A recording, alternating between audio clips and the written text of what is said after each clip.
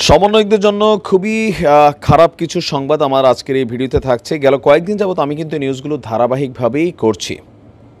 অনেক বাড়িঘরের ওয়ালে লেখা হচ্ছে একদম সমন্বয়কদের বাড়ির দেয়ালে গিয়ে যে সমন্বয়ক মৃত্যুর জন্য প্রস্তুতি নে অথবা প্রস্তুত হ।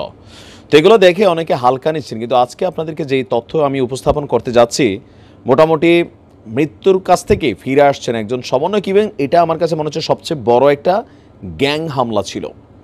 দাবি করা হচ্ছে যুবলীগ, ছাত্রলীগ অথবা আওয়ামী লীগের দুর্বৃত্তরা এই কাজ করছে, এমনটাই অভিযুক্ত যিনি আহত হয়েছেন তাদের বক্তব্যটা এমনই।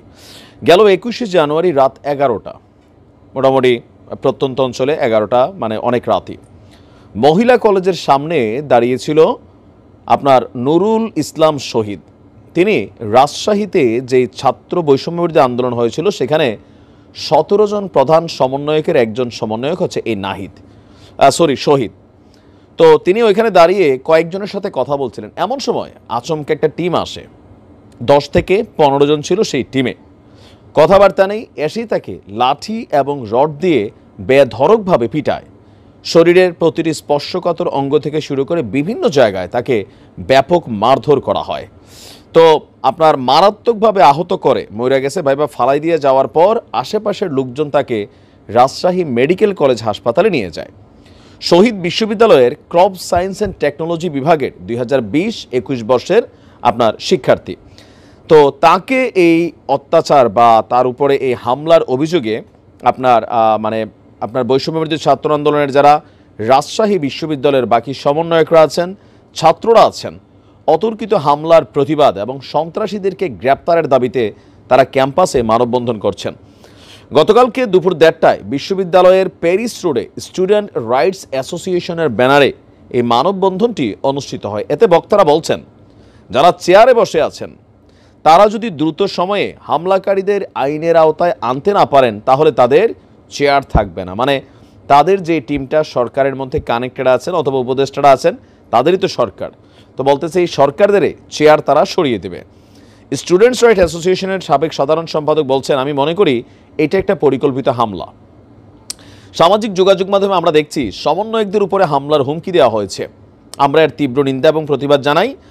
আর এখানে যারা আছেন বাকিরা বলছেন, জুলাই আন্দোলনে যখন আমরা কাউকে পাচ্ছিলাম না তখন আমরা শহীদকে আমাদের পাশে পেয়েছিলাম।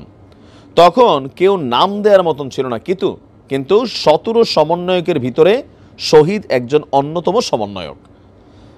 আর শহীদ জুলাই আন্দোলনে আমাদের সহযোদ্ধা। যারা চেয়ারে বসে আছেন তারা যদি দ্রুত সময়ে হামলাকারীদের আইনের আওতায় আনতে না পারেন তাহলে আপনাদের চেয়ারও আমরা কেড়ে নেব।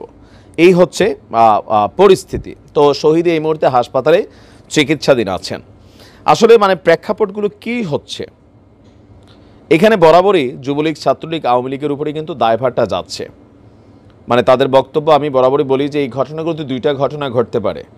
প্রথমত, বিভিন্ন জায়গায় আমার কাছে মাঝে মাঝে মনে হয় যে ছাত্রলীগের কি আসলে মাথার মধ্যে কোনো ঘিলুই নাই, নাকি ভাবতেছে যে ভাই আমাদের তো সংগঠন নিষিদ্ধ হয়ে গেছে, সো আমরা যা খুশি করতে পারি। কিন্তু আমার কাছে মনে হচ্ছে এখানে সরাসরি ছাত্রলীগের কোনো নেতাকর্মী, যুবলীগের নেতাকর্মী কারোর বিরুদ্ধে স্পষ্ট অভিযোগটা কিন্তু তৈরি হয়নি। তো দুইটা ঘটনার একটা হইতে পারে যে হ্যাঁ হয়তো আওয়ামী লীগের কোনো অনুসারী দল বা টিম, কোনো মেম্বার তারাই ঘটনা ঘটাইছেন।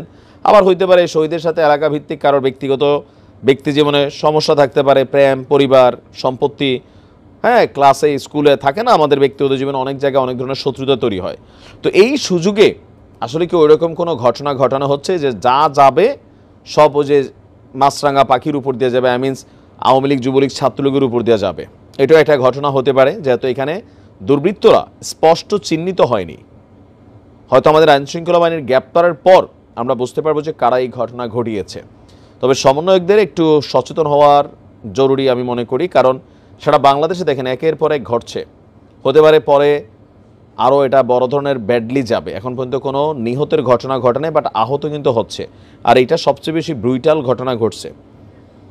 দেখা যাক কারা গ্রেপ্তার হয়, কি তথ্য আসে। সব কিছু মিলে একটা ধোঁয়াশা লাগে যে ছাত্রলীগ কি বইলা ধরেন আমি একজনের ক্ষতি করবো, তা আমি কি তারা জানাই দিয়ে তার বাড়িতে আগে তারপর এটা করবো, নাকি এটা এমন কোনো দল আছে যে ছাত্রলীগকে আরও বিতর্কিত করার জন্য, আওয়ামী লীগকে আরও বিতর্কিত করার জন্য নিজেরাই এমন ধরনের লেখা ছাপাই দিচ্ছে।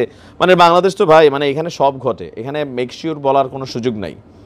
তারপরে হয়তো যারা অপরাধী তাদেরকে গ্রেপ্তারের দাবি জানাচ্ছি, গ্রেপ্তার করে সত্যিকারের ঘটনাটা কি, কারা ঘটাচ্ছে একের পর এক এই ঘটনাগুলো সারা বাংলাদেশে, এগুলো একটু বের হওয়া দরকার। ভালো থাকুন, আসসালামু আলাইকুম।